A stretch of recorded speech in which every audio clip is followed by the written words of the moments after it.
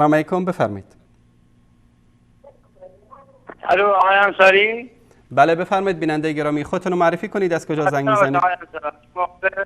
سلامت باشید.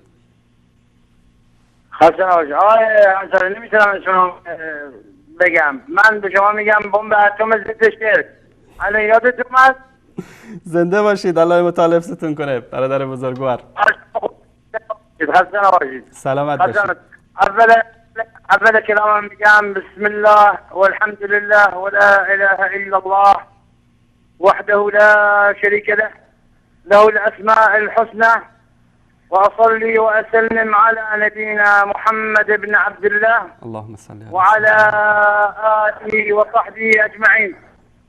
اما بعد آقای انصاری، میخواستم یه جمله به شما بگم. آقای انصاری بفرمایید. این شیخ مفید زمان، نائب امام زمان، خزانه دار جمکران 40 سال تدریس کرده است.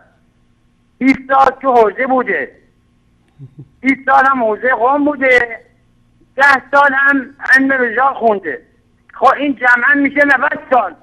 به این آقای چیزه اسمش چیه مرد این آخونده که آقای حسینی. اسمش چی؟ حسینی. آقای حسینی. بابا بله. آخونده یادم رفت. آقای حسینی. جانم؟ حسینی.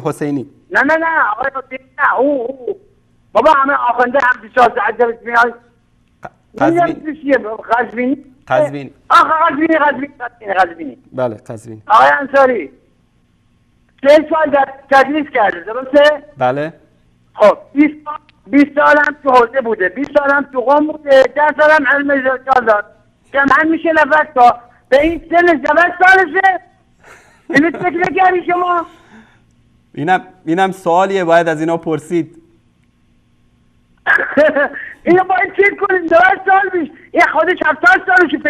کجا بوده اینطوری؟ یعنی شکم مادرش هم دست میخوند مثل امام زمانشون. الله المستعان. الله المستعان. آقای انصاری خوشحال شدیم. تشکر از شما. الله متعال حفظتون کنه. تشکر برادر بزرگوار. الله متعال حفظتون کنه. خدا.